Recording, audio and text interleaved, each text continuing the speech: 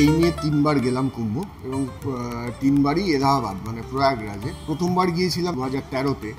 তখন মনে হচ্ছিল যে কুম্ভে যা যা হয়, সাধু সন্ন্যাসী মানুষ সব ছবি তুলব। তো এবছর যখন গেলাম তখন চিন্তা করে দেখলাম যে আমি আমাদের চেনা ভারতবর্ষ, মানে আমরা যারা একটু লেখাপড়া জানি, চিন্তা ভাবনা করি, এই পলিউশন নিয়ে ভাবছি, রাজনীতি নিয়ে ভাবছি, এইসব নিয়ে ভাবছি, যে ধরনের মানুষ সেটা ভারতবর্ষের খুব বেশি হলে 20%।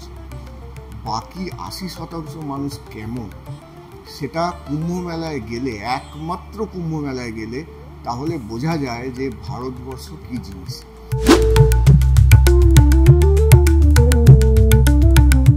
তো সেইটা দেখার জন্য গিয়েছিলাম। এই যে এত কথা হচ্ছে পলিউশন, জলে ব্যাকটেরিয়া, উপযুক্ত থাকার জায়গা নেই, খাবার জায়গা নেই, সব থেকে বড় কথা হচ্ছে এই চিন্তাটা কিন্তু ওই 20% মানুষকে নিয়ে।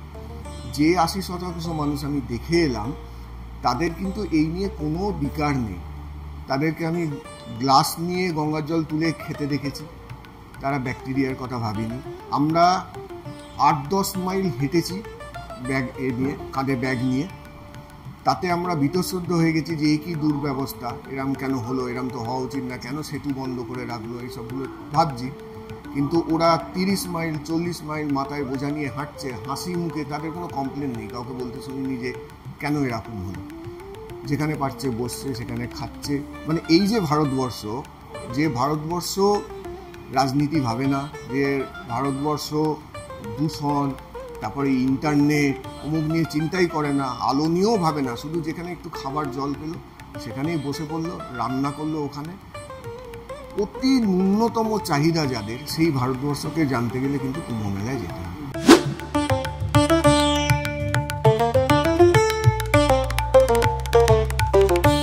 চিকিৎসক অরূপ ঘোষ নিজের সম্বন্ধে বলেন, তিনি একজন physician by chance, photographer by choice.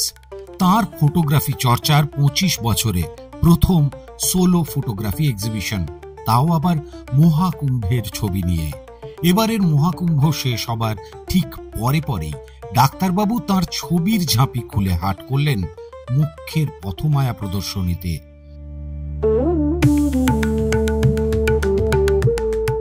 ভারতের অন্তরাত্মার খোঁজে, অমৃত কুম্ভের সন্ধানে লেন্স আর ক্যামেরা সম্বল করে বাংলার এই চিকিৎসক ঘুরেছেন প্রয়াগরাজের পথে পথে। চন্দননগরের গ্যালারিতে মসিয়ে সুরে সম্প্রতি হয়ে গেল অদেখা, বা বলা ভালো অরূপের দেখা মহাকুম্ভের মাধ্যমে অচেনা ভারতের এক খোঁজ।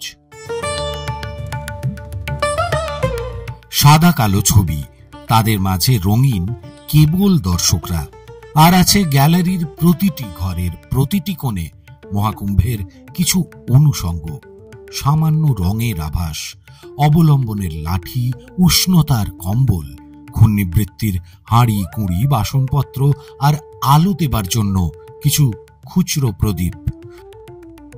বাকিটা কুয়াশা ঢাকা নিরন্তর আশার আহ্বান, অনন্ত মায়াবী মহাকুম্ভ।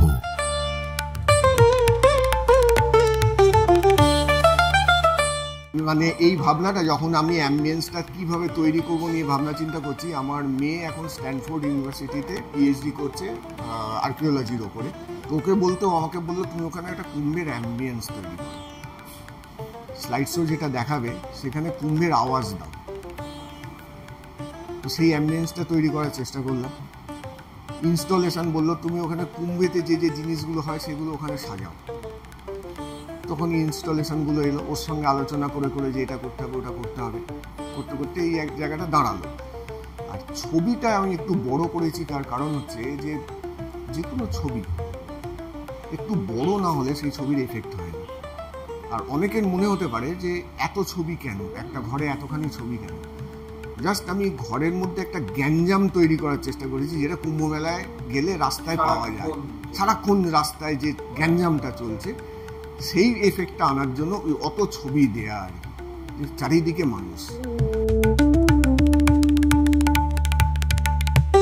অরূপের প্রদর্শনীতে প্রচুর দর্শকের সমাগম, অথচ প্রদর্শনীর উদ্বোধনে উদ্বোধকের তালিকায় নেই কোনো বিশেষ অতিথির নাম, বরং নিজের মায়ের হাতেই নিজের প্রথম প্রদর্শনীর উদ্বোধন করে জীবনের সেরা মুহূর্তকে স্মরণীয় করে রাখলেন এই চিকিৎসক ফটোগ্রাফার। খুব ভালো লাগছিল, আমার চোখে জল এসে যাচ্ছিল। কত কষ্ট করে আজকে মানুষ করে তার সাফল্য পেলাম, এটাই সব থেকে বড় কথা। ছেলে কখন ভালো থাকে? যখন মা ভালো থাকে তখন। আবার ছেলে যখন ভালো থাকে তখন মা আরো ভালো থাকে। এইটাতেই আমার খুবই আনন্দ। যদি বয়সে পেতাম, সময় পেতাম, তখন তো সময় পাইনি। 3টে ছেলে মেয়ে মানুষ করতেই আমার সময় কেটে গেল, কোনো দিকে কোনো দিন তাকায়।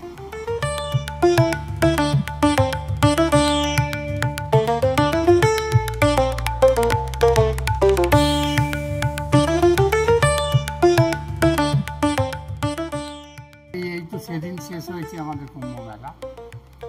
এর মধ্যে একটা এক্সিবিশন ফ্লোট করা, সেটা একটা বেশ কী বলবো, কষ্টেরই। কিন্তু প্রচুর ছবিগুলো একটু বেশি হয়ে গেছে, আর কয়েকটা ছবি একটু কম হলে আরেকটু ভালো লাগতো। কিন্তু এক্সিবিশন হিসেবে ব্ল্যাক অ্যান্ড হোয়াইট, যে প্রত্যেকটা সাবজেক্টকে ব্ল্যাক অ্যান্ড হোয়াইটে করা হয়েছে, সেটা আমরা আসলে বেসিক্যালি ব্ল্যাক অ্যান্ড হোয়াইটই দেখি। কালারটা আমরা প্রায় ধরেই নিই আর কি।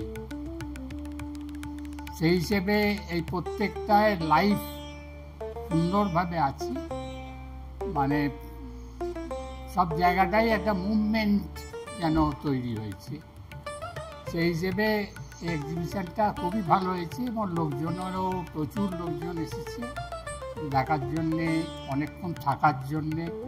আপনিও যদি চিত্রশিল্পী, ভাস্কর, ফটোগ্রাফার কিংবা শিল্প সম্বন্ধীয় বিষয়ের সঙ্গে যুক্ত থাকেন, চন্দননগরের এই আর্ট গ্যালারিতে তুলে ধরতে পারেন আপনার শিল্পকর্ম। তার জন্য যোগাযোগ করুন গ্যালারির 2 কর্ণধার ভাস্কর প্রদীপ সুর এবং শ্রী অমিত মিত্রর সঙ্গে। এই গ্যালারিতে প্রদর্শনীর জন্য মোট 3টি ঘর এবং সঙ্গে রিফ্রেশমেন্টের জন্য একটি ক্যাফেটেরিয়াও আছে।